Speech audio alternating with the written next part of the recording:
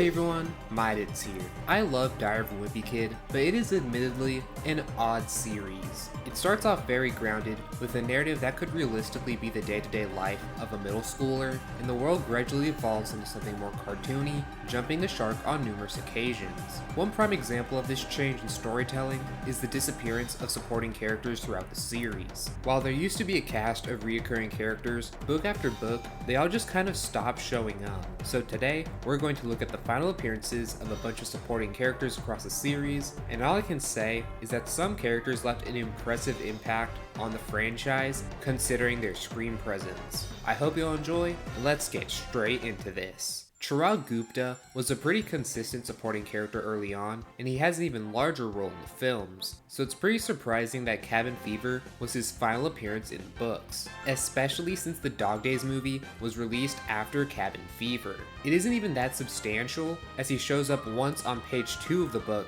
when Greg says that his friends who don't celebrate Christmas sometimes act worse during that time of the year. Another character with a sizable role in the films who disappears early on in the books is Patty Farrell, but this one is even more shocking with how early her last appearance is. The last time Patty showed up in the books was all the way back in The Last Straw, which was before the first movie even came out. In the book, she becomes the class monitor after the teacher's dictionary is stolen and everyone is forced to stay in class during recess. As you'd expect, she's incredibly strict, and when she's sick one day, the class turns into chaos as the new class monitor doesn't strike the same fear into people. While I had a bit more to say compared to Chirag, this is still a very minor plot point in the book, and it's surprising how important she was in the film trilogy looking back at her history. While I've been talking about characters with larger roles in the movies than in the books, there is an example of the opposite. Bryce Anderson is a supporting character in the first movie and isn't that important compared to other characters. While he's credited as appearing in Roger Rules, it must have been super minor because I don't remember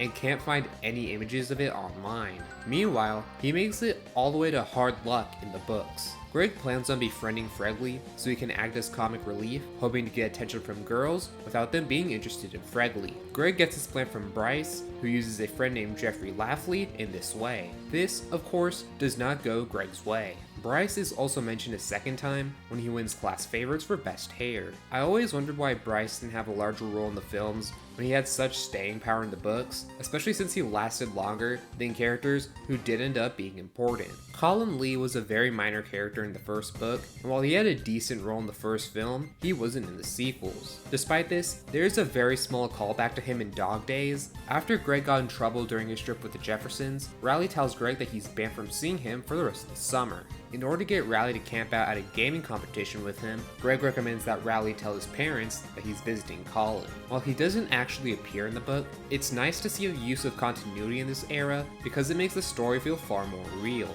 Alex Aruda is a pretty interesting character since he doesn't seem that important, but he has repeatedly come back. He appeared throughout the classic era, but wasn't adapted into the films. After being mentioned a couple times in Double Down, Alex seemed to have disappeared from the series just like everyone else. Then, he returned in the two most recent books, No Brainer and Party Pooper. In Party Pooper, there's a Pokemon parody called Micro Creatures. Alex Aruda found out that Micro Creatures card packs with rare silver foil cards weighed more, so he would weigh the packs in the store and purchase the heavier ones. More people began doing this, and the rare cards were eventually cancelled. I really like that newer books have been bringing older characters back, and I hope that it continues in future entries. Fregley is definitely the most well-remembered side character in the series, and while he was gone for some time, it's not a surprise that he eventually came back. Although, I did learn something new in going through Fregley's history.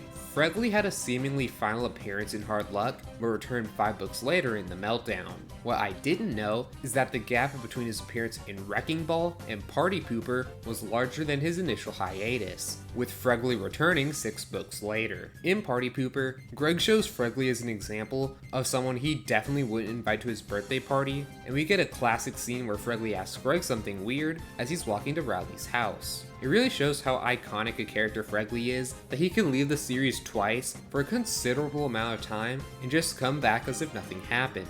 Albert Sandy is easily the most prominent of Greg's classmates in the books that were not adapted into films, especially since he first appeared all the way back during The Last Straw. After the classic era, he starts appearing more and more, and is one of the few consistent supporting characters post Hard Luck. In Party Pooper, Albert Sandy does his usual thing of making up something at the lunch table. This time, he says that you can reverse your age if you fly around the world enough. While I've previously criticized modern Greg for being written a little bit too gullible, he has fallen for what Albert Sandy says a few times throughout the series. Holly Hills is an odd character to talk about because she's super important in the second and third films, is pivotal to the third book, and that her future appearances in the series are very scarce. I thought that her final appearance was in Dog Days, but she has multiple appearances afterwards where she isn't addressed or it's only implied to be her. In Wrecking Ball, Greg mentions playing a game called MASH in elementary school, where you write down future possibilities and pick options based on a dice roll.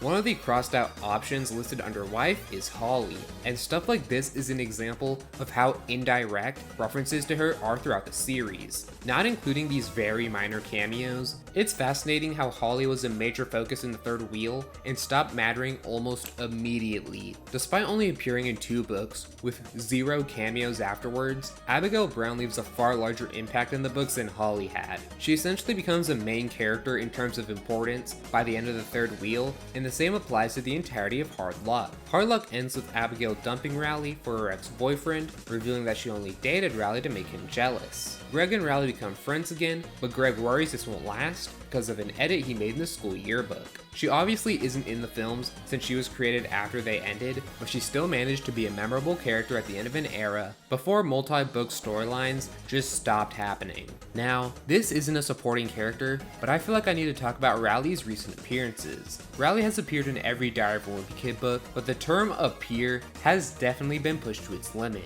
While it varies per entry, and Rowley has some decent screen time, or whatever the book version of that is, there are some books where Rowley feels like a glorified cameo.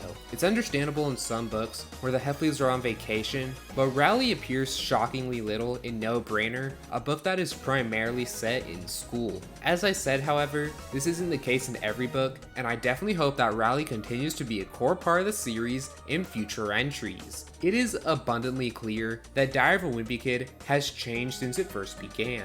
It's only natural when it comes to a series that has run for this long. A lot of characters have come and gone, and while it is a shame that we haven't seen these characters in a while, a lot of other people have come back post Big Shot. I'd love to see Chirag, Patty, Holly, Bryce, and other characters make their returns to this series, but even if they don't, I certainly appreciated the time that they were around. I hope you all enjoyed today's video. If you did, check out some of my other content. If you really did, subscribe so that you know when future content comes out. That's gonna be it for now, and I'll see you all in the next one. Take care!